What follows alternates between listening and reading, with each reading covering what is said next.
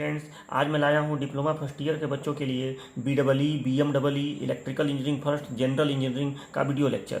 ठीक है, ये जो वीडियो लेक्चर है इसे इलेक्ट्रिकल के बच्चे जो होते हैं फर्स्ट ईयर के, वो उनका जो सब्जेक्ट होता है BEE, सिविल के जो बच्चे होते हैं फर्स्ट ईयर के उनका सब्जेक्ट होता है BMEE, जो इलेक्ट्रॉनिक्स के बच्चे होते हैं उनका सब्जेक्ट होता है इलेक्ट्रिकल इंजीनियरिंग फर्स्ट, और जो मैकेनिकल के बच्चे होते हैं उनका सब्जेक्ट होता है जनरल इंजीनियरिंग। मैंने आपको लेक्चर नंबर 0 में ये सारी चीज़ें बताया था कि सिविल के बच्चों का ये जो सब्जेक्ट है इसमें जो इलेक्ट्रिकल पोर्शन है उसके लिए उनको ये सब्जेक्ट पूरा पढ़ना पड़ेगा। इलेक्ट्रॉनिक्स के बच्चों का तो ये जो पूरा सब्जेक्ट है वो BEE ही है। जनरल इंजीनियरिंग में जो इलेक्ट्रिकल पोर्शन है उसके लिए आपको BEE पढ़ना पड़ेगा। ठीक, और जो इलेक्ट्रिकल के फाइनल ईयर के बच्चे हैं, इलेक्ट्रिकल के नहीं, डिप्लोमा के किसी भी ब्रांच के जो फाइनल ईयर के बच्चे हैं या जो पास आउट बच्चे हैं, वो अगर लीड का एग्ज़ाम देना चाहते हैं जिसके द्वारा वो बीटेक में एडमिशन प्राप्त कर सकते हैं, तो लीड के इंट्रेंस एग्जाम में BEE सब्जेक्ट आता है और अच्छा खासा आता है। ठीक है, तो इस पूरे वीडियो लेक्चर में हम लोग BEE कोर्स को कंप्लीट करेंगे। ठीक है, इसके जो भी लेक्चर्स होंगे उसमें हम लोग BEE को कंप्लीट करेंगे। अब ये BEE सब्जेक्ट जो है इलेक्ट्रिकल और इलेक्ट्रॉनिक्स वालों के लिए तो बेस का काम करता है, उनके लिए तो बहुत ज़्यादा इंपॉर्टेंट है। ठीक है, और बाकी ब्रांच के लोगों के लिए भी इसकी ज़रूरत पड़ती है फ्यूचर के लिए, अगर उन्हें लीड का एग्ज़ाम देना है तो। ठीक है, अच्छा, अब आज हम लोग लेक्चर नंबर 1 की शुरुआत करेंगे और इस लेक्चर नंबर 1 में हम लोग शुरू करेंगे पहला chapter number 1, overview of DC circuit. ठीक है, ओवरव्यू ऑफ DC सर्किट, यही आपका पहला चैप्टर है। जो ये जो बच्चे हैं इलेक्ट्रॉनिक्स वाले, इलेक्ट्रिकल इंजीनियरिंग फर्स्ट वाले, इनका जो ये चैप्टर है ये 6वां चैप्टर है। मतलब इनका जो सिलेबस मैं पिछले टर्न पे आपको बताया था लेक्चर 0 में, उनका 6वां चैप्टर है DC सर्किट। लेकिन देखो, आप ये मत सोचिए कि सर मेरा तो पहला चैप्टर ये है वो है। ठीक है, इलेक्ट्रॉनिक्स वाले बच्चों से मैं बोल रहा हूँ, देखो हमें ये कोर्स कंप्लीट करना है और मुझे सिस्टमेटिक जहाँ से लगेगा, जैसे मेरे हिसाब से पहला चैप्टर यही होना चाहिए। ठीक है, यहीं से शुरुआत होती है BEE की, ओवरव्यू ऑफ DC सर्किट से। तो हम लोग यहाँ से शुरू करेंगे, आप इसी क्रम में पढ़िए। आपका अगर वो 6वां चैप्टर भी है तो उससे कोई फर्क पड़ता नहीं है, आप इस क्रम में एक सीक्वेंस में बस पढ़ते जाइए। हमें मतलब बस नॉलेज से है। आप इस वीडियो लेक्चर को कंप्लीट करेंगे BEE का तो आपका ये पूरा सब्जेक्ट तैयार हो जाएगा, इसकी मैं गारंटी देता हूँ। हाँ, आपका अगर 1-2 चैप्टर्स कुछ एक्स्ट्रा होंगे, जैसे कुछ मटेरियल वाले चैप्टर हैं, तो उसको मैं अलग से आपको बता दूंगा। ठीक है, तो हम इसमें BEE कंप्लीट करेंगे। ठीक है, तो चलिए शुरू करते हैं अपना ये वीडियो लेक्चर। और आपको मैं बता दूं कि ये जो चैप्टर नंबर 1 है ओवरव्यू ऑफ DC सर्किट, अगर किसी बच्चे को जैसे फिजिक्स सेकेंड, इस सेमेस्टर में फिजिक्स सेकेंड भी तो होता है फर्स्ट ईयर में, तो फिजिक्स सेकेंड में एक चैप्टर होता है करंट इलेक्ट्रिसिटी। शायद चैप्टर नंबर 6वां होता है, 6वां नहीं, ये 4था चैप्टर है। फिजिक्स सेकंड का 4था चैप्टर होता है करंट इलेक्ट्रिसिटी।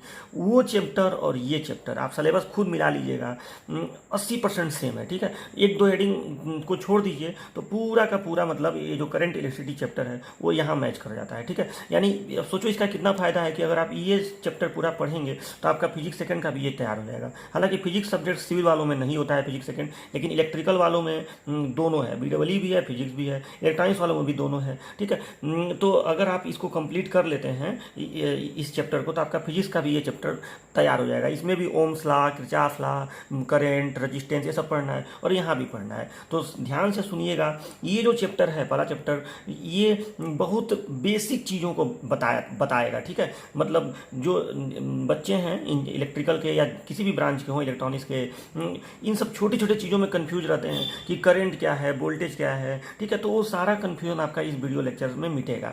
मैं सबको ये बात बोलूँगा कि अगर आपको इलेक्ट्रिकल इंजीनियरिंग में अपना फ्यूचर बनाना है तो इस सब्जेक्ट को ज़रूर सीरियसली आप पढ़िए। ठीक है, क्योंकि यहाँ से आपका फाउंडेशन बन जाएगा। ठीक है, तो शुरू करते हैं अपना ये वीडियो लेक्चर।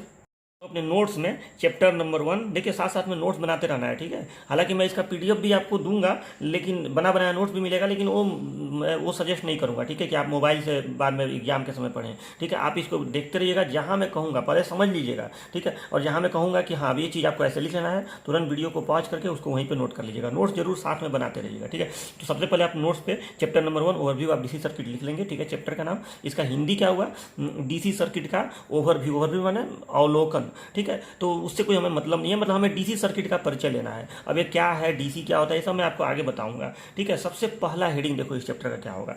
सबसे पहला हेडिंग है, और ये सिलेबस का हेडिंग है, ठीक है। तो ये सबसे पहला, और यही हेडिंग सबसे पहले कोई भी टीचर बीडब्ल्यू शुरू करता है तो पढ़ाता भी है। देखो क्या, डिफिनीशन ऑफ बेसिक टर्म्स, मूल शब्दों की परिभाषा, ठीक है।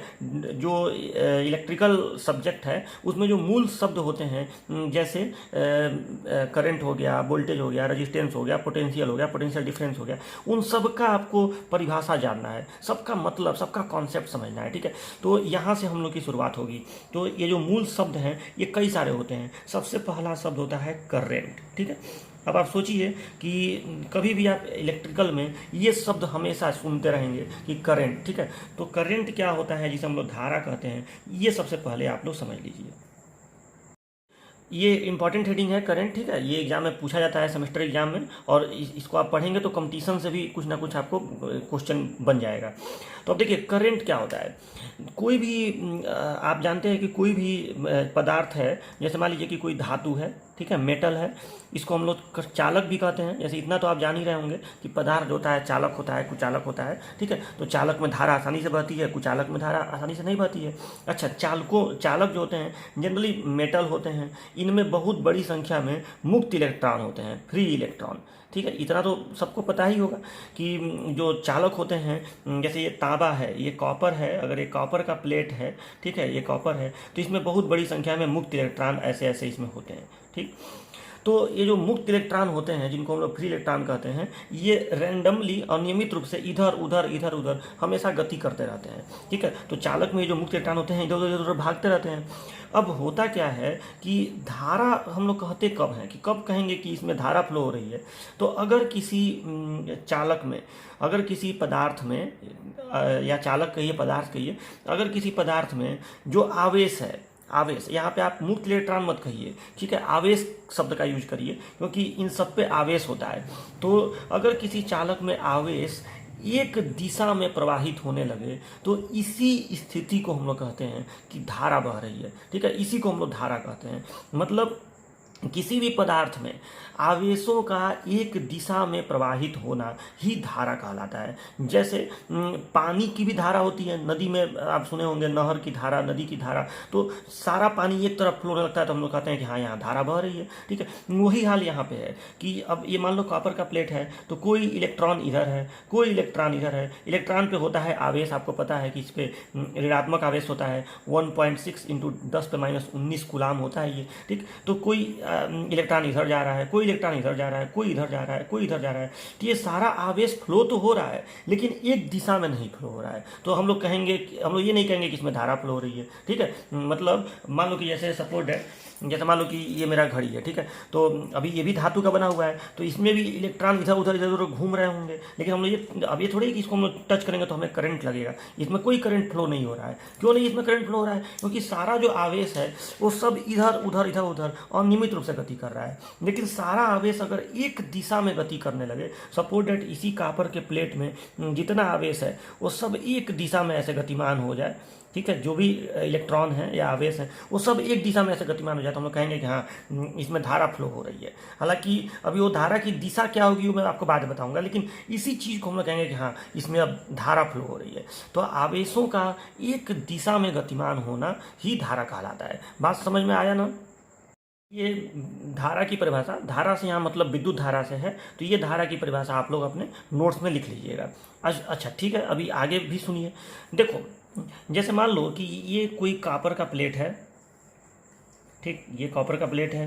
अब इसमें मुक्त इलेक्ट्रॉन होते हैं, मुक्त इलेक्ट्रॉन इधर उधर घूमते रहते हैं, ठीक। जैसे कोई इलेक्ट्रॉन इधर घूम रहा है, कोई इलेक्ट्रॉन इधर घूम रहा है, जब तक ये आप इसको ऐसे छोड़े रखेंगे, ठीक है, तो ये सारे इलेक्ट्रॉन इधर उधर अनियमित रूप से घूमते रहते हैं। अच्छा, इन सब जब सारे इलेक्ट्रॉन एक दिशा में प्रवाहित होंगे तो उसी को हम लोग कहते हैं विद्युत धारा। एक दिशा में प्रवाहित होने के लिए आपको करना क्या पड़ेगा? अब आप सोचिए क्या करेंगे तो सारा इलेक्ट्रॉन एक दिशा में, सारा आवेश एक दिशा में प्रवाहित होने लगेगा। तो इसके लिए हमें करना ये पड़ेगा कि हमें इसको विद्युत क्षेत्र में रखना पड़ेगा। मतलब कहने का मतलब ये है कि हमें एक तरफ प्लस करना पड़ेगा और एक तरफ माइनस करना पड़ेगा, ठीक। इसको हम लोग कहते हैं कि इसके बीच में विद्युत क्षेत्र आ जाएगा। जैसे आप चुंबक देखे हैं ना, चुंबक में जैसे जैसे एक नॉर्थ पोल होता है और एक साउथ पोल होता है, मान लो एक दो चुंबक हैं, तो यहाँ पे नॉर्थ पोल है, यहाँ पे साउथ पोल है, तो इसके बीच में चुंबकीय क्षेत्र आ जाता है नॉर्थ से साउथ की तरफ। सेम वही हाल है कि अगर एक सिरे को आप प्लस कर दें, एक सिरे को माइनस कर दें, तो इसके बीच में विद्युत क्षेत्र आ जाएगा, इलेक्ट्रिक फील्ड आ जाएगा, और सारे इलेक्ट्रॉन एक दिशा में प्रवाहित होंगे, चाहे वो इधर से इधर हो चाहे इधर से इधर हो, वो भी मैं बता रहा हूँ, ठीक है, लेकिन एक दिशा में प्रवाहित होना शुरू हो जाएंगे। तो ये बताइए आप लोग कि विद्युत क्षेत्र इसको दिया कैसे जाएगा। तो विद्युत क्षेत्र देने के लिए हम लोग यूज करेंगे सेल का या बैटरी का। अब देखो, सेल और बैटरी एक अलग टॉपिक है, उसको मैं बाद में डिस्कस करूंगा, लेकिन अभी इतना बता रहा हूं कि सेल एक ऐसा डिवाइस होता है जिसमें एक प्लेट, उसका एक प्लेट या एक सिरा या एक टर्मिनल हमेशा प्लस होता है और दूसरा सिरा हमेशा माइनस होता है। ये सेल का सिंबल है, ठीक। एक सिरा प्लस एक सिरा माइनस, मतलब अगर आप कोई बैटरी या सेल देखें, मान लो ये कोई छोटी सी बैटरी है, तो एक सिरा प्लस एक सिरा माइनस, ठीक है। तो अब एक सिरा प्लस है एक सिरा माइनस है, तो इसके बीच में विद्युत क्षेत्र है, तो अगर आप इस प्लस वाले को लाके इस कॉपर के प्लेट से यहाँ जोड़ दें और माइनस वाले को यहाँ जोड़ दें, तो इसमें विद्युत क्षेत्र पूरे में आ जाएगा। अब ये प्लस पहुँच जाएगा यहाँ पे, मतलब ये सिरा प्लस हो गया, ये माइनस पहुँच गया यहाँ पे, यानी ये सिरा प्लस हो गया, ये माइनस हो गया, इसके बीच में विद्युत क्षेत्र आ गया। अब विद्युत क्षेत्र जब आ गया तो यहाँ पे प्लस है, यहाँ पे माइनस है। इलेक्ट्रॉनों पे क्या होता है? माइनस होता है, इलेक्ट्रॉन पे माइनस आवेश होता है। तो आप सबको पता है कि धनात्मक विद्युत क्षेत्र इलेक्ट्रॉनों को आकर्षित करेगा, प्लस हमेशा माइनस को आकर्षित करता है और माइनस हमेशा इलेक्ट्रॉनों को प्रतिकर्षित करता है। तो जो इलेक्ट्रॉन इधर उधर रैंडमली घूम रहे थे, वो सब एक दिशा में ऐसे प्रवाहित होना शुरू हो जाएंगे। ऐसे बताओ, ऐसा होगा कि नहीं?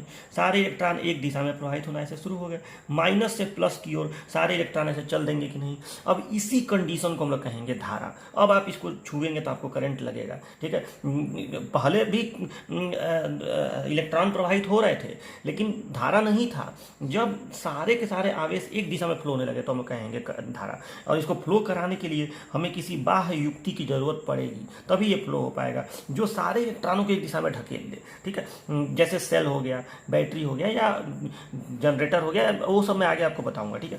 तो ये इलेक्ट्रॉन एक दिशा में फ्लो होने लगा तो हम लोग कहेंगे कि हाँ, अभी इस प्लेट में ऐसे धारा फ्लो हो रही है, ठीक है। मैंने यहाँ से पूरे इस सर्किट में हम लोग कहेंगे पूरे परिपथ में कैसे करंट फ्लो होने लगा, ठीक। तो आवेश एक दिशा में यहाँ प्रवाहित हो रहे हैं तो धारा बन गई। अब सुनो, ये तो हो गया धारा का एक परिभाषा, लेकिन धारा का मापन कैसे करेंगे, ठीक। हम लोग कैसे मापेंगे? देखो, आपको पता है कि कभी भी इंजीनियरिंग में या फिजिक्स में हमें क्वांटिटी को मापना पड़ता है। खाली ये कहने से काम नहीं चल जाएगा कि हाँ धारा बह रही है, अरे भाई कम धारा बह रही है कि अधिक धारा बह रही है, 1 ampere, 2 ampere, milli ampere, mega ampere, यह धारा कितना बह रहा है, उसका वैल्यू निकालना पड़ेगा कि नहीं। तो हम लोग कैसे इस वैल्यू को ज्ञात करेंगे कि कितनी धारा बह रही है? तो इस समस्या को दूर करने के लिए हम लोग करते क्या है कि ये बताओ, ऐसे इलेक्ट्रॉन फ्लो हो रहे हैं, यानी आवेश फ्लो हो रहा है, ठीक। आवेश ऐसे फ्लो हो रहा है, तो हम लोग ये चेक करते हैं धारा को मापने के लिए कि 1 सेकेंड में कितना कूलाम आवेश इसमें प्रवाहित हो रहा है। 1 सेकेंड में, जैसे मान लो कि अगर बहुत ज़्यादा इलेक्ट्रॉन ऐसे फ्लो हो रहे हैं, मान लो कि यहाँ टोटल जो इलेक्ट्रॉन है उनका आवेश 5 कूलाम है, तो अगर ये 5 कूलाम प्रवाहित हो रहे हैं और इनको प्रवाहित होने में सपोज 10 सेकेंड का समय लग रहा है। सोचो, अगर 5 कूलाम आवेश 10 सेकेंड तक प्रवाहित हो रहे हैं, ठीक, तो 1 सेकेंड में कितना आवेश प्रवाहित होगा? मतलब अगर 10 सेकेंड में 5 कूलाम आवेश प्रवाहित हो रहे हैं तो 1 सेकेंड में कितना कूलाम आवेश प्रवाहित होगा? आप बताइए। 5/10 कूलाम, ठीक है। तो 5/10 कूलाम, इसका मतलब हो गया 0.5 एम्पियर, ठीक। तो मेरे कहने का मतलब यह है कि हम लोग धारा को मापने के लिए ये देखते हैं कि 1 सेकेंड में कितना आवेश इस परिपथ में से प्रवाहित हो जा रहा है। मतलब अगर यहाँ से आवेश प्रवाहित हो रहे हैं तो 1 सेकेंड में, 2 सेकेंड में, 3 सेकेंड में, 4 सेकेंड में, हर सेकेंडों में आवेश प्रवाहित होते जा रहे हैं। तो हम लोग ये देखेंगे कि एकांक समय में 1 सेकेंड में कितना कूलाम आवेश प्रवाहित हो रहा है, उसी से हम लोग धारा को माप लेंगे, ठीक है। मतलब धारा को मापने के लिए हम लोग क्या करेंगे? एकांक समय में 1 सेकेंड में प्रवाहित होने वाले आवेशों की मात्रा ज्ञात करेंगे। इसीलिए धारा की परिभाषा, मतलब जो उसका, ये तो एक जनरल परिभाषा है, लेकिन जो उसका मेजरमेंट वाला परिभाषा है वो ऐसे दिया जाता है कि आवेशों के प्रवाह की दर को धारा कहते हैं। ठीक है, ये परिभाषा आप लोग जनरली सुने भी होंगे बहुत बार कि आवेशों के प्रवाह की दर को धारा कहते हैं, यानी 1 सेकंड में कितना आवेश प्रवाहित हुआ। अगर 10 सेकंड में 20 कूलाम तो 1 सेकंड में कितना।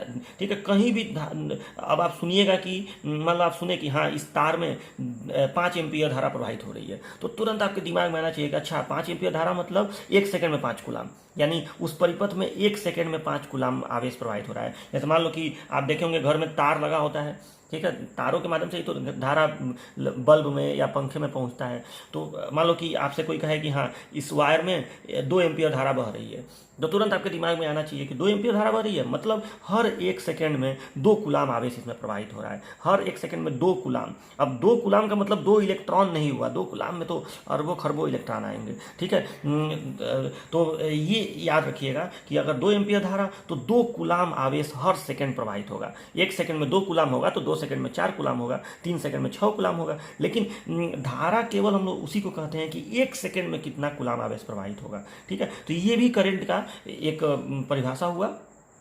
इसके आगे आप लोग ये सेंटेंस यहाँ पे लिख दीजिएगा कि विद्युत धारा का मान आवेशों के प्रवाह की दर के बराबर होता है, यानी 1 सेकंड में कितना आवेश प्रवाहित हो रहा है उसी से हम लोग धारा का मापन करते हैं। अब यहाँ देखिए, इसके बाद मतलब इसके नीचे आप ये लिखेंगे, मैं इधर लिखा हूँ। ठीक है, क्या लिखा हूँ कि यदि किसी परिपथ में टी सेकंड में क्यू कूलाम आवेश प्रवाहित होता हो, ठीक, टी सेकंड में, तो उसमें प्रवाहित धारा कितनी होगी। आप सबको मैं बताया हूँ कि ये कोई परिपथ है या ये कोई तार है। अगर इस तार में धारा प्रवाहित हो रही है मतलब आवेश प्रवाहित हो रहे हैं, तो अगर टी सेकंड में, 10 सेकंड में, 20 सेकंड में, टी सेकंड में इसमें क्यू कूलाम आवेश प्रवाहित हो रहा हो तो धारा कितनी बहेगी। तो धारा माने 1 सेकंड का आवेश। तो अगर टी सेकंड में क्यू कूलाम, टी सेकंड में क्यू कूलाम, तो 1 सेकंड में क्यू बटे टी कूलाम होगा कि नहीं बताओ। टी सेकंड में क्यू कूलाम तो 1 सेकंड में क्यू अपान टी, और इसी को तो धारा कहते हैं। 1 सेकंड में कितना आवेश प्रवाहित हुआ तो आई बराबर क्यू अपान टी हो गया कि नहीं। ठीक है, तो ये करंट का फार्मूला हो गया कि प्रवाहित धारा I is equal to Q upon T. ठीक, और क्यू, इस क्यू को हम लोग जानते हो क्या कहेंगे। देखो आवेश जो होता है आप सबको पता है कि ये जो क्यू होता है ये इलेक्ट्रॉन के आवेश का, जैसे मान लो कि किसी परिपथ में 100 इलेक्ट्रॉन प्रवाहित हो रहा है, 100 कूलाम नहीं 100 इलेक्ट्रॉन प्रवाहित हो रहा है, तो उसमें कितना आवेश प्रवाहित होगा। 100 गुणे 1.6 इंटू 10⁻19 होगा कि नहीं, क्योंकि 1 इलेक्ट्रॉन का आवेश ये है। अगर 1 इलेक्ट्रॉन प्रवाहित होगा तो इतना आवेश प्रवाहित होगा, 2 प्रवाहित होगा तो 2 गुणे इतना प्रवाहित होगा, 3 प्रवाहित होगा तो 3 गुणे इतना होगा, 100 प्रवाहित होगा तो 100 गुणे इतना होगा। तो अगर यन इलेक्ट्रॉन प्रवाहित होंगे तो यन इंटू इतना होगा। और आपको पता है कि इस संख्या को हम लोग ई से रिप्रेजेंट करते हैं, मतलब इतने बड़े नंबर को हम लोग ई से रिप्रेजेंट करते हैं। तो क्यू बराबर एन ई हो गया कि नहीं, इलेक्ट्रॉनों की संख्या इंटू 1 इलेक्ट्रॉन का आवेश। तो यहाँ पे एक और सूत्र बन गया आई बराबर क्यू बटे टी, या क्यू को आप एन ई भी लिख सकते हैं, एन ई अपान टी। ठीक, तो ये करंट का क्या हो गया, ये करंट का फार्मूला हो गया।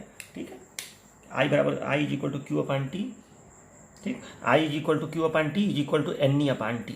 ठीक, जहाँ पे क्यू क्या है, प्रवाहित आवेश है, आवेश की मात्रा है कूलाम में, और टी क्या है, समय है, मतलब ये आवेश इतना देर में प्रवाहित हुआ है। ठीक, और क्यू का आप एन भी लिख सकते हैं। तो एन क्या है, इलेक्ट्रॉनों की संख्या है, और ई तो एक नियतांक है, इलेक्ट्रॉन का आवेश जो होता है 1.6 इंटू 10⁻19। ठीक है, इस फार्मूला पे कुछ न्यूमेरिकल मैं आपको अभी बताऊंगा, जो बड़ा इंपॉर्टेंट न्यूमेरिकल है, एग्जाम में इस तरह के न्यूमेरिकल पूछे जाते हैं। तो ये फार्मूला सबको एकदम कंठस्थ करना है। कभी भी I equal to Q upon T, देखिए है तो ये बहुत बेसिक चीज़, लेकिन बच्चे इन सब छोटी छोटी चीज़ों में गलती करते हैं। तो मैं नहीं चाहता हूँ कि आप गलती करें। अगर आप BEE के स्टूडेंट हैं तो आपको एकदम ये सब चीज़ें परफेक्टली पता होनी चाहिए। ठीक है, तो I is equal to Q upon T is equal to N E upon T. अब इसका जरा मात्रक देख लीजिए, मतलब किसी भी आपको पता है कि क्वांटिटी का, किसी भी फिजिकल क्वांटिटी का मात्रक जरूर होता है। आपने सबसे पहले परिभाषा पढ़ा, फिर उसका मान निकालने का तरीका पढ़ा, फिर उसका सूत्र पढ़ा, और उसका कुछ ना कुछ मात्रक होगा। तो मात्रक देखिए इसका क्या होता है। तो यहाँ पे देखिए इसका मात्रक है कूलाम और इसका मात्रक है सेकेंड, तो इसका मात्रक हो गया कूलाम प्रति सेकेंड।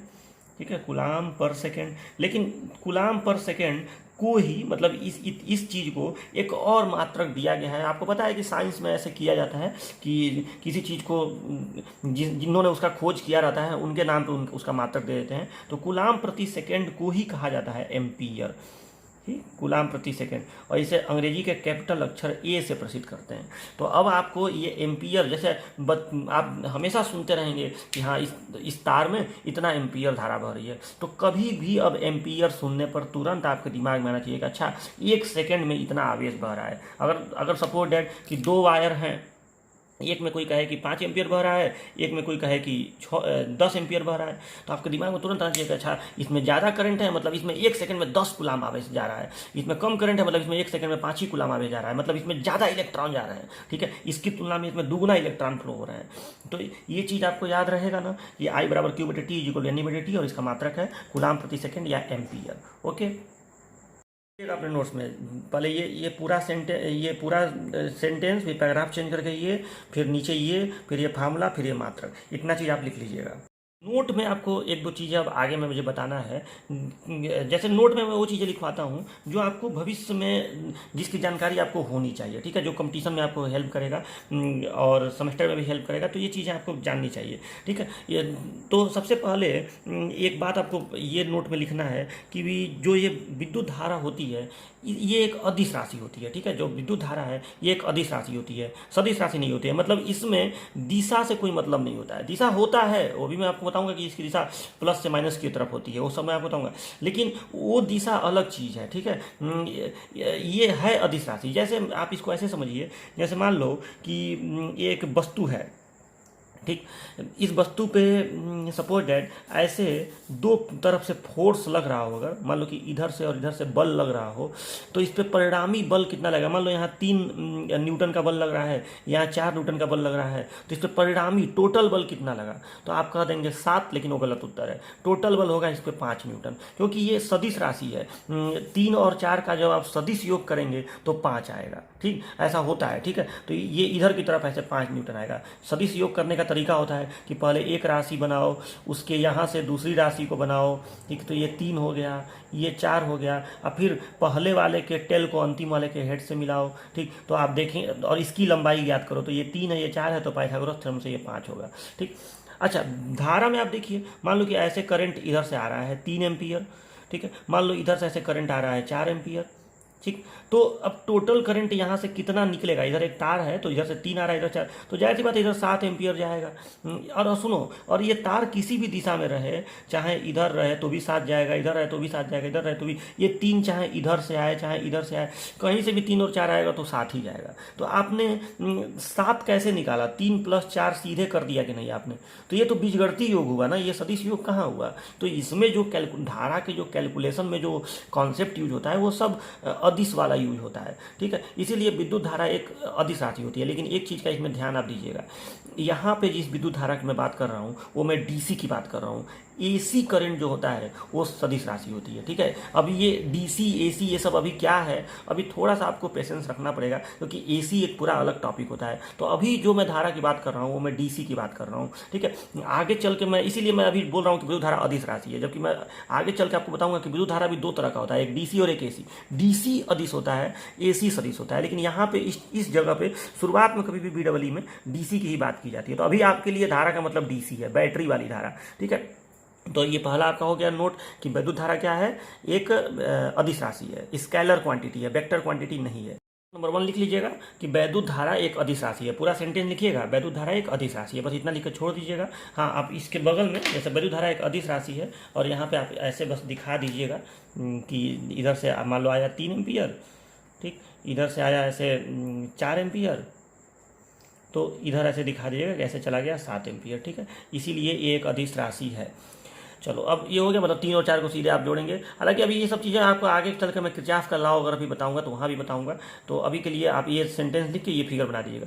अब चलो, अब दूसरा जो नोट है वो देखिए, धारा की दिशा। देखो, इसको लेकर बच्चे बहुत ज़्यादा कंफ्यूज रहते हैं, करंट का डायरेक्शन क्या होता है। अभी मैं कहूँ कि अदिश राशि है, उस अदिश राशि का मतलब दिशा उसमें होता है, लेकिन जो उस पर एप्लीकेशन होता है वो अदिश वाला होता है, ठीक है। तो ये दिशा से मतलब नहीं है वहाँ पे। अब देखो, तो धारा की दिशा होती किधर है, तो धारा की दिशा जो है ना वो प्लस से माइनस की तरफ होती है। अब एक चीज़ इसमें जैसा समझ लो, देखो, जो करंट हमारा फ्लो होता है तारों में, वो करंट को हम लोग कहते हैं कन्वेंशनल करंट। कन्वेंशनल करंट यानी इसको हिंदी में कहेंगे परंपरागत धारा। परंपरागत धारा, ठीक। अब ये परंपरागत धारा क्या है, तो देखो धारा के साथ एक छोटी सी ना ट्रेजेडी हो गई। ट्रेजेडी हो गई कि सबसे पहले आपको पता है कि बैटरी का आविष्कार काफ़ी पहले हो गया था, बैटरी या सेल का आविष्कार। तो लोगों को यही लगता था कि जैसे ये बैटरी है तो ये सिरा प्लस है, ये सिरा माइनस है, तो धारा हमेशा प्लस से माइनस की ओर बहती है। ठीक है, ये मतलब पहले अनुमान लगाया गया था, क्योंकि हर चीज़ हाई से लो की तरफ ही फ्लो होता है। जैसे पानी है तो उच्च दाब से निम्न दाब की ओर फ्लो होता है, कोई भी चीज़ ऊंचाई से नीचाई की तरफ आता है। तो ये दिमाग में था सबके कि ये उच्च विभव है, ये निम्न विभव है। अब ये विभव क्या है ये सब मैं आपको आगे बताऊंगा। ठीक है, तो ये हाई पोटेंशियल, ये लो पोटेंशियल है, तो धारा हमेशा उच्च से निम्न की ओर यानी प्लस से माइनस की ओर जाता होगा। ठीक है, तो ये एक कॉन्सेप्ट पहले से बन चुका था। अब बाद में जब इलेक्ट्रॉन वगैरह की खोज हुई तब ये पता चला, जैसे ये कोई तार है तो इलेक्ट्रॉन मान लो इसमें फ्लो हो रहा है रैंडमली, और जब आप इसको इधर प्लस कर दिए इधर माइनस कर दिए तो सारा इलेक्ट्रॉन एक दिशा में ऐसे फ्लो होगा। तो ये बताओ इलेक्ट्रॉन माइनस से प्लस की तरफ फ्लो हुआ कि नहीं, यानी आवेश माइनस से प्लस की तरफ फ्लो हुआ कि नहीं, आवेश माइनस से प्लस की तरफ फ्लो हुआ कि नहीं, ध्यान से सुन लीजिए। तो हुआ, आवेश माइनस से प्लस की तरफ फ्लो हुआ, तो धारा भी तो आवेशों का प्रवाह ही है, तो धारा भी तो इसी दिशा में फ्लो हुई। अगर आवेश ऐसे फ्लो हुआ तो धारा भी इसी दिशा में फ्लो हुई। लेकिन पहले से ये कॉन्सेप्ट इस्टेब्लिश हो चुका था कि धारा प्लस से माइनस की ओर होती है। हर जगह किताबों वगैरह में ये चीज़ें लिखी जा चुकी थी कि धारा प्लस से माइनस की ओर होती है। तो एक सेकंड में या एक दिन में पूरी दुनिया को ये चीज़ बदल देना कि हाँ अब आप याद करिए कि नहीं धारा माइनस से प्लस की ओर होती है, तो ये करना बड़ा मुश्किल काम था। तो किया ये गया कि लोगों को ऐसे याद करा दिया गया क्योंकि उससे कोई फर्क नहीं पड़ता है। ठीक है, तो ये चीज़ कहा गया कि जो पहले से हम लोग पढ़ते चले आ रहे हैं कि धारा प्लस से माइनस की ओर फ्लो होती है उसको हम कहेंगे परंपरागत धारा, क्योंकि हमारे परंपरा में हम लोग यही सिखाया गया। ठीक है, तो उसको हम कहेंगे परंपरागत धारा। तो जो परंपरागत धारा की दिशा होती है उसको हम प्लस से माइनस ही बोलेंगे, लेकिन वास्तविक धारा जो है याद रखिएगा वो माइनस से प्लस की ओर फ्लो होती है। लेकिन वास्तविक धारा कुछ होता नहीं है, हम लोग इसी को धारा मान के चलते हैं। ठीक है, तो धारा की दिशा अगर आपसे कोई पूछे तो आप कहिएगा प्लस से माइनस। ठीक है, क्योंकि परंपरागत धारा ही धारा की दिशा है, लेकिन रियलिटी में याद रखिएगा कि आवेश माइनस से प्लस की तरफ फ्लो होते हैं, आवेश माइनस से प्लस की तरफ फ्लो होते हैं। लेकिन धारा अगर आपसे कोई पूछे तो धारा को आपको यही कहना है कि धारा प्लस से माइनस की ओर फ्लो होता है, जबकि रियलिटी में प्लस से माइनस कुछ फ्लो होता ही नहीं है। लेकिन कहना आपको यही पड़ेगा कि धारा की दिशा प्लस से माइनस की ओर फ्लो होती है। समझ में आया ना बात? तो ये चीज़ आप याद रखिएगा। हाँ, इसमें एक चीज़ और जो कंपटीशन में क्वेश्चन वगैरह आता है ऐसे आ जाता है कि धारा की दिशा इलेक्ट्रॉनों की दिशा में होती है कि इलेक्ट्रॉन के विपरीत दिशा में होती है। तो याद रखिए यहाँ पे आप क्लियर देख लीजिए, धारा माने ये वाली धारा, परंपरागत धारा, ये तो धारा है हम लोग मान के चलते ही नहीं है, धारा माने वही पुरानी वाली धारा। तो परंपरागत धारा की जो दिशा है वो तो प्लस से माइनस है ना, प्लस से माइनस। तो अगर ये प्लस से माइनस है लेकिन इलेक्ट्रॉन तो इसके उल्टा बहता है, तो आप ये कॉन्सेप्ट बन गया कि नहीं कि परंपरागत धारा की दिशा, या आप कहिए केवल धारा ही बोलिए, तो धारा की दिशा इलेक्ट्रॉनों के विपरीत दिशा में होती है। मतलब ये आपको कई जगह किताबों में सुनने को मिला होगा कि धारा इलेक्ट्रॉन के विपरीत बहता है, ये खाली एक मनगढ़ंत कॉन्सेप्ट है। ठीक है, रियलिटी में इलेक्ट्रॉन के विपरीत बहता क्या है, कुछ नहीं बहता है। ठीक है, धारा तो आवेशों का बहना ही है, लेकिन ये बोला जाता है ठीक है कि धारा इलेक्ट्रॉनों के विपरीत बहता है। ठीक है, क्योंकि ये पहले से स्टेब्लिश हो चुका था। तो ये बात समझ में आई, तो आप याद कर लीजिए कि धारा की दिशा इलेक्ट्रॉनों के यानी ऋणावेशों के विपरीत दिशा में होती है। और किधर से किधर होती है, प्लस से माइनस। ऋणावेश हमेशा माइनस से प्लस बहेंगे, इलेक्ट्रॉन हमेशा माइनस से प्लस बहेंगे, धारा प्लस से माइनस बहेगी। ठीक है, तो इस चीज़ को याद रखिएगा। दूसरा नोट क्या लिखेंगे कि परंपरागत धारा की दिशा ऋणावेशों के विपरीत दिशा में तथा धनावेशों की दिशा में होती है। ठीक है, अच्छा यहाँ पे मैंने ऋणावेश का मतलब इलेक्ट्रॉन है और धनावेश का मतलब जब इलेक्ट्रॉन किसी परमाणु में से निकल जाता है तो जो शेष बचता परमाणु है, ठीक है, उसी को हम लोग धनावेश कहते हैं। तो धारा की दिशा ऋणावेशों के विपरीत होती है, धनावेशों की दिशा में होती है। धनावेश हमेशा नहीं फ्लो होते हैं। एक चीज़ और आपको बता दें, जैसे कोई ठोस पदार्थ है तो इसमें इलेक्ट्रॉन ही फ्लो होते हैं। जैसे इसको आप प्लस किए, इसको माइनस किए, तो इलेक्ट्रॉन ही ऐसे फ्लो होते हैं, धनावेश नहीं फ्लो होते हैं। ठीक है, लेकिन गैस या द्रव में, जैसे द्रव और गैस में दोनों फ्लो होते हैं, उसमें तो धनायन और ऋणायन दोनों होते हैं, तो उसमें दोनों फ्लो होते हैं। तो उसमें अगर दोनों फ्लो हो रहा है तो धारा जो है वो धनावेशों की दिशा में होगी और ऋणावेशों के विपरीत दिशा में होगी, क्योंकि ऋणावेश माइनस से प्लस की तरफ चलेंगे और धनावेश हमेशा प्लस से माइनस की तरफ चलेंगे, और धारा को प्लस से माइनस ही बोला जाता है। ठीक है, तो इसलिए धारा की दिशा ऋणावेशों के विपरीत दिशा में और धनावेशों की दिशा में होती है। तो ये चीज़ आपको याद रखना पड़ेगा। इसको आप एक फिगर से भी ऐसे समझा दीजिएगा, ठीक है, यहाँ पे फिगर से कि अगर ये धारा की दिशा है तो ये इलेक्ट्रॉनों की दिशा होगी, ठीक है। मतलब धारा अगर इस दिशा में आप बोल रहे हैं, ठीक है, और यहाँ पे मैं जैसे एक चीज़ और लिख दूँ कि प्लस से माइनस, मतलब धारा की दिशा हमेशा प्लस से माइनस होती है और इलेक्ट्रॉनों की दिशा माइनस से प्लस, ठीक है। इसको ऐसे आप दिखा दीजिएगा। तो धारा हमेशा प्लस से माइनस की ओर फ्लो होता है। धारा माने परंपरागत धारा, ठीक है। तो ये ऐसे फ्लो होगा तो इलेक्ट्रॉन ऐसे फ्लो होंगे। ठोस में तो केवल इलेक्ट्रॉन ही फ्लो होते हैं, द्रव और गैस में धनावेश भी फ्लो होते हैं। तो धनावेश तो ऐसे ही फ्लो होगा, तो वो केवल द्रव और गैस में होता है, ठीक है। ये तीसरा नोट आपको यहाँ पे लिखना है, ठीक है। तीसरा नोट क्या लिखेंगे कि ठोसों में धारा का प्रवाह केवल ऋणावेशों यानी इलेक्ट्रॉनों से होता है, द्रव और गैसों में धारा का प्रवाह धनायनों और ऋणायनों दोनों की वजह से होता है। ये थर्ड नोट आपको लिखना पड़ेगा। अच्छे से लिख लीजिएगा, मैं थोड़ा शॉर्टकट में लिखा हूँ कि ऐसे लिखिएगा कि ठोसों में धारा का प्रवाह ऋणावेशों, सिर्फ ऋणावेशों द्वारा, ब्रैकेट में कर दीजिएगा, इलेक्ट्रॉनों द्वारा होता है। द्रव और गैसों में धारा का प्रवाह धनावेशों और ऋणावेशों दोनों द्वारा होता है। ये चीज़ कंपटीशन वगैरह में भी पूछते हैं सब, ठीक है। तो इसको अच्छे से याद रखिएगा। और आपका चौथा नोट क्या हो जाएगा? तो चौथा नोट देखिए, चौथा नोट जो है ना, ये विद्युत धारा, 1 एम्पीयर धारा की परिभाषा, कि 1 एम्पीयर की परिभाषा, जैसे कई बार एग्जाम में आ जाता है कि 1 एम्पीयर को परिभाषित कीजिए, तो आप बताइए 1 एम्पीयर की परिभाषा क्या होगी? तो वही होगा, मैंने अभी बताया कि 2 एम्पीयर का परिभाषा क्या होगा, 1 सेकंड में 2 कूलाम आवेश प्रवाहित हो रहा है। तो 1 एम्पीयर की परिभाषा क्या होगी? तो 1 एम्पीयर की परिभाषा होगी कि जब 1 कूलाम आवेश 1 सेकंड तक प्रवाहित हो, या ऐसे आप बोल सकते हैं कि यदि किसी परिपथ में 1 सेकंड में 1 कूलाम आवेश प्रवाहित हो रहा हो तो उसमें प्रवाहित धारा 1 एम्पीयर होगी, ठीक है। लिख लेंगे ना, यदि किसी परिपथ में 1 सेकंड में 1 कूलाम आवेश प्रवाहित हो रहा हो तो उसमें प्रवाहित धारा 1 एम्पीयर होगी। ये आप हो गया। तो ये हेडिंग जो है धारा, ये आपका कंप्लीट हो गया। धारा में परिभाषा लिख के, जो अभी मैं आपको थोड़ी देर पहले बताया था, ठीक है। और उसके बाद ये चारों, जो अभी ये पढ़ाया हूँ, इसके बाद आपको चारों नोट जो है ये लिख लेना है।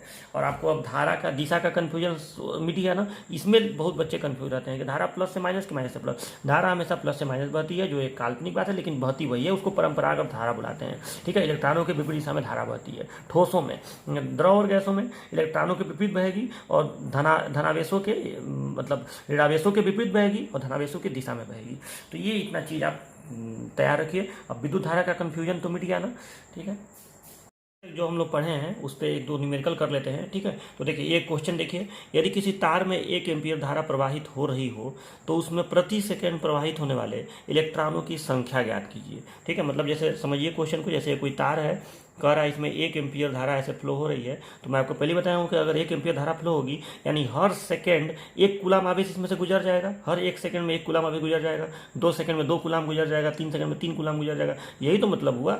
तो हर सेकंड इसमें 1 कूलाम आवेश गुजर रहा है, लेकिन आपसे आवेश नहीं पूछ रहा है। अगर यहाँ से कहता है कि प्रति सेकंड प्रवाहित होने वाले आवेशों की मात्रा बताइए, तो आप कहते 1 कूलाम। यहाँ से कह रहा है प्रति सेकंड प्रवाहित होने वाले इलेक्ट्रॉनों की संख्या बताइए, मतलब अगर इसमें 1 कूलाम आवेश प्रवाहित हो रहे हैं तो कितने इलेक्ट्रॉन प्रवाहित हो रहे हैं। आसान क्वेश्चन है कि नहीं, ठीक है। और एक चीज़ और कि अगर 1 एम्पीयर धारा ऐसे फ्लो हो रही है तो इलेक्ट्रॉन कैसे फ्लो होंगे? इलेक्ट्रॉन ऐसे फ्लो होंगे। इस तार में इलेक्ट्रॉन, देखो इलेक्ट्रॉन हमेशा धारा के विपरीत चलता है, ठीक है। ये मैं आपको अभी क्लियर किया हूँ। तो इलेक्ट्रॉन ऐसे चलेंगे, आवेश ऐसे चलेगा। और कौन सा आवेश चलेगा? ऋणावेश, क्योंकि ये ठोस पदार्थ है, तार है, ठीक है। इसमें धनावेश नहीं फ्लो होगा, केवल ऋणावेश चलेगा, इलेक्ट्रॉन चलेंगे ऐसे, ठीक है। तो आपसे यही क्वेश्चन पूछ रहा है कि अगर 1 एम्पीयर धारा ऐसे फ्लो हो रही है तो कितना इलेक्ट्रॉन ऐसे चलेगा हर सेकंड। अगर पहले सेकंड में 100 इलेक्ट्रॉन तो दूसरे सेकंड में 200 इलेक्ट्रॉन हो जाएंगे, तीसरे सेकंड में 3 सेकंड में 300 इलेक्ट्रॉन हो जाएंगे। तो हर 1 सेकंड में कितने इलेक्ट्रॉन इसमें फ्लो हो जाएंगे? तो इसको कैसे निकालेंगे? तो बहुत आसान है। देखिए, इसको हल करेंगे इस तरह से, सॉल्यूशन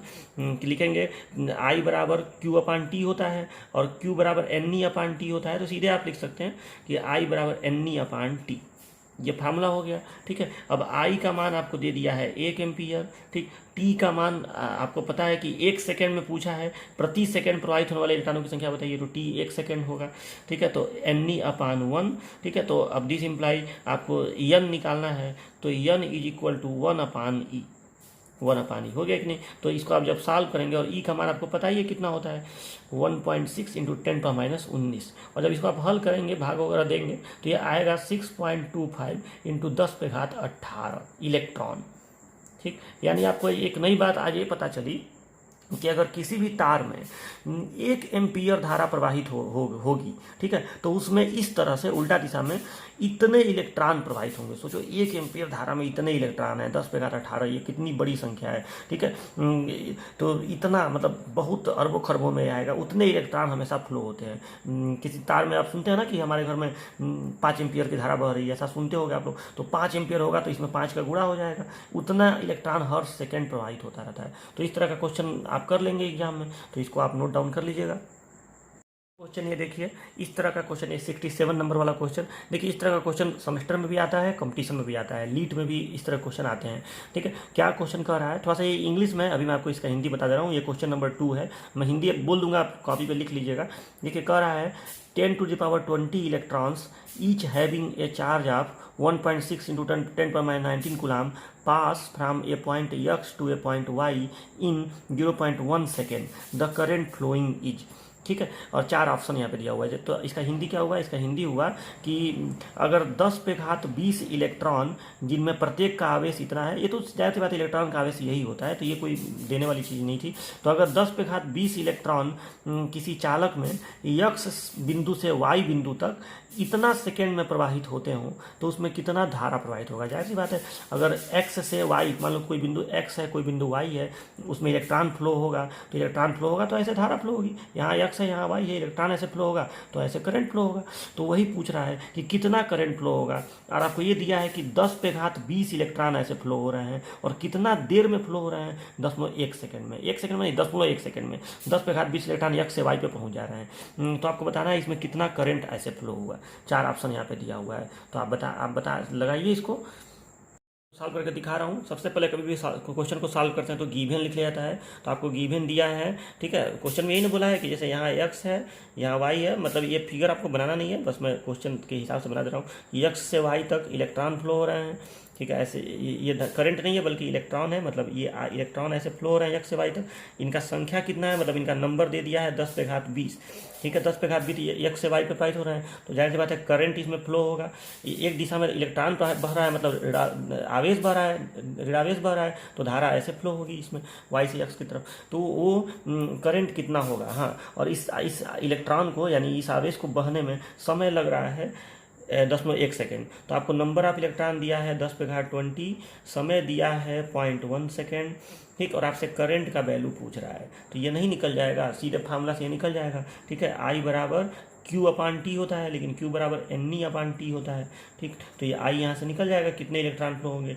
N का मान 10⁻20, E का मान आप जान ही रहे हैं 1.6 × 10⁻19, और समय का मान दिया है 10.1 सेकेंड, ठीक। तो इसको आप सॉल्व करेंगे, तुरंत आपका आंसर आ जाएगा। तो ये जो है ये 10⁻1 है ना, 0.1 को, तो 10⁻1 ऊपर जाएगा तो ये हो जाएगा 10⁻18 हो जाएगा ना। हाँ, ये +1 हो जाएगा, ठीक है। तो 10⁻18 हो गया, और 10⁻20 है, तो यहाँ पे बचेगा 10⁻2, तो ये आ जाएगा 1.6 × 10⁻2, यानी इसका आंसर हो गया 160 एम्पियर। तो देखिए ये ऑप्शन यहाँ पे दिया हुआ है बुक में, ऑप्शन नंबर 3 जो है 160 एम्पियर इसका सही आंसर है। तो देखिए कितना आसान क्वेश्चन था। इस तरह के क्वेश्चन कंपटीशन में, लीट में, जेई में, सेमेस्टर में, हर जगह पूछे जाते हैं। तो हो गया ना इस तरह से। यहाँ पे भी 1-2 क्वेश्चन और देख लीजिए। देखो यहाँ पे एक क्वेश्चन देखिए क्या लिखा है, electric current is a scalar quantity, vector quantity, sometimes scalar sometimes vector, और नंबर ओनली। तो क्या होगा, इस विद्युत धारा कौन सी राशि होती है, अदिश राशि, सदिश राशि, कभी सदिश, कभी अदिश राशि, कभी सदिश राशि, और केवल संख्या होती है। तो कौन सा होगा, विद्युत धारा हमेशा अदिश राशि होती है। देखो पढ़ोगे अच्छे से तो कोई टफ नहीं है, अदिश राशि होती है। ये क्वेश्चन देखिए, the electric current in a liquid is due to flow of, मतलब किसी लिक्विड में विद्युत धारा का जो प्रवाह होता है वो किसके द्वारा होता है, इलेक्ट्रॉन्स ओनली, केवल इलेक्ट्रॉनों द्वारा, पॉजिटिव आयंस ओनली, केवल धनावेशों द्वारा, धनायनों द्वारा, negative and positive ions both, electrons and positive ions both. तो आपको जवाब मिल ही गया होगा, मैंने नोट में लिखवाया था कि negative and positive ions both, ठीक है। यहाँ पे ये देखो, ये इलेक्ट्रॉन ओनली तो बिल्कुल नहीं होगा, क्योंकि यहाँ पे द्रव की बात कर रहा है। ठोस में केवल इलेक्ट्रॉन से फ्लो होता है, पॉजिटिव आयन ओनली भी नहीं होगा, निगेटिव और पॉजिटिव आयन बोथ यही होगा। अच्छा, इस वाले में इलेक्ट्रॉन और पॉजिटिव आयन बोथ, ये क्यों नहीं हो सकता है? तो देखो, जनरली द्रवों में इलेक्ट्रॉन नहीं फ्लो होता है, बल्कि धनायन और ऋणायन फ्लो होते हैं। ठीक है, उसमें अलग से इलेक्ट्रॉन नहीं दौड़ता है, मुक्त इलेक्ट्रॉन उसमें का कॉन्सेप्ट उसमें नहीं होता है। ठीक, उसमें धनायन और ऋणायन फ्लो होते हैं, पॉजिटिव आयन निगेटिव आयन। जैसे आप सुने होंगे H2O में H+ और OH- नहीं होता है, H+ OH-, तो एक धनायन है एक ऋणायन है। तो इस तरह की चीज़ों से फ्लो होता है। तो ये इसका थर्ड ऑप्शन सही होगा। ठीक है, तो ये है। अब मैं आपको एक दो क्वेश्चन दे दे रहा हूँ जिसको आप करिएगा। ये क्वेश्चन आपको मैं होमवर्क में दे रहा हूँ। आप इसका हिंदी में जो लोग इंग्लिश में नहीं समझ पाएंगे उसको हिंदी बता दे रहा हूँ, आप लोग इसको लिख लीजिएगा। ये क्वेश्चन देखो, ये सब कॉपी में नोट करना जो भी बता रहा हूँ। ठीक है, इस क्वेश्चन को आप लोग रखिएगा। देखो, मुझसे पढ़ने का आपका उद्देश्य क्या है कि आप अभी से सोचिए कि मतलब हमको ये BEE ऐसा पढ़ना है कि हम सेमेस्टर तो खैर पास हो ही जाएँ और उसके बाद हमारा कंपटीशन में कहीं हमको कोई दिक्कत ना आए। ठीक है, तो सेमेस्टर में खैर इस तरह से ऑप्शन दे के क्वेश्चन नहीं आता है। जनरली वो लोग ऐसे ही दे देंगे, न्यूमेरिकल के रूप में इसको दे देंगे लोग। मैं इसको थोड़ा ऑप्शन के रूप में देके इसलिए करा रहा हूँ ताकि दोनों चीज़ों की तैयारी आपका हो जाए। सेमेस्टर में आएगा तो सॉल्व करके आपको दिखाना पड़ेगा, वो भी हो जाएगा, और ऑप्शन के रूप में रहेगा तो थोड़ा सा कंपटीशन का भी नॉलेज आपको हो जाएगा। तो ये देखिए, तो ये क्वेश्चन कह रहा है the quantity of charge that will be transferred by current flow of 10 ampere over 1 our period is. इसका हिंदी देखो, थोड़ा सा ना मैं अभी से आपको चाह रहा हूँ ना कि हल्का हल्का इंग्लिश का आदत लगे। देखिए, भविष्य में टेक्निकल एजुकेशन जो है वो इंग्लिश में ही होगा। जो भी अच्छी किताबें मिलेंगी आपको कंपटीशन की इंग्लिश में ही मिलेंगी, तो थोड़ा थोड़ा आदत अभी से लगाइए। ठीक है, तो अब देखिए, मैं इसका थोड़ा सा आपको बता रहा हूँ। कह रहा है कि यदि किसी पदार्थ में 1 घंटे में 10 एम्पियर करंट फ्लो होता हो, 1 घंटे में 10 एम्पियर करंट फ्लो होता है, तो उसमें कितना चार्ज फ्लो हुआ। ठीक है, प्रवाहित चार्ज की मात्रा बताइए। अगर 1 घंटे में 10 एम्पियर करंट फ्लो होता हो तो उसमें कितना चार्ज फ्लो हुआ। 1 सेकेंड का चार्ज नहीं पूछ रहा है, बस पूछ रहा है कि टोटल कितना चार्ज फ्लो हुआ। तो आप इसको बड़े आसानी से निकाल सकते हैं। जाहिर सी बात है, अगर एम्पियर में धारा प्रवाहित हो रही है, 1 घंटे में 10 एम्पियर धारा प्रवाहित हो रही है, तो आवेश प्रवाहित हो रहा है तभी तो धारा प्रवाहित हो रही है। तो आपको बताना है कितना चार्ज फ्लो हुआ, यानी इलेक्ट्रॉनों की संख्या नहीं बतानी है, कूलाम बताना है। तो ये 4 ऑप्शन दिए हुए हैं। आप सब लोग इसका मैसेज मुझे चैट बॉक्स में करिएगा।